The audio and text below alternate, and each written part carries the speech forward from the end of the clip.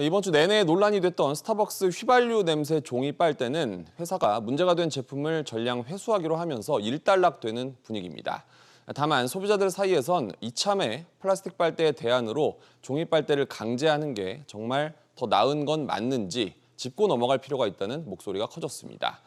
종이 맛을 감수하고 아이스 커피를 마시면 환경엔 얼마나 더 좋을까요? 정보윤 기자와 자세히 알아봅니다. 우선 문제가 됐던 빨대 얘기부터 하죠. 이유가 뭐였습니까? 네, 스타벅스는 이번 휘발유 냄새 논란이 납품업체 한 곳에서 코팅액 성분의 배합 비율을 달리하다 발생한 것이라고 해명했고요. 전량 회수했습니다. 네. 하지만 온라인 커뮤니티 등 소비자들 사이에서는 종이 빨대에 대한 불만이 재점화되는 모양새입니다. 들어보시죠.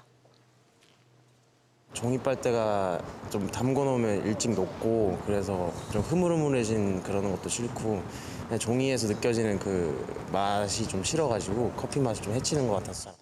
개인적으로 플라스틱 빨대를 직접 사서 쓰는 편이 종이 빨대를 쓰게 되면은 나중에 입안에 종이가 들어갈 때도 있고. 네, 보시는 것처럼 가장 큰 문제는 종이 맛과 수분 내구성인데 도입 이후부터 현재까지 크게 개선되지 않고 있다는 겁니다.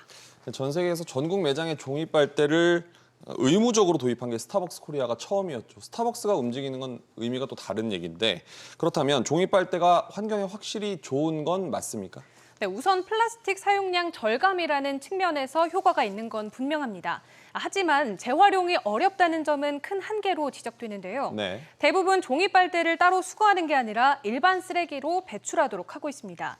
이렇게 버려진 종이 빨대는 소각장으로 향하는데 재활용도 되지 않을 뿐 아니라 소각 과정에서 지구 온난화에 악영향을 끼치게 됩니다. 종이 빨대니까 써도 괜찮다. 그러니까 이런 관점은 경계를 해야 되는 거고 일단은 재활용이 되지 않는다라고 하는 부분들이 결국은 좀 문제가 되는 것이죠.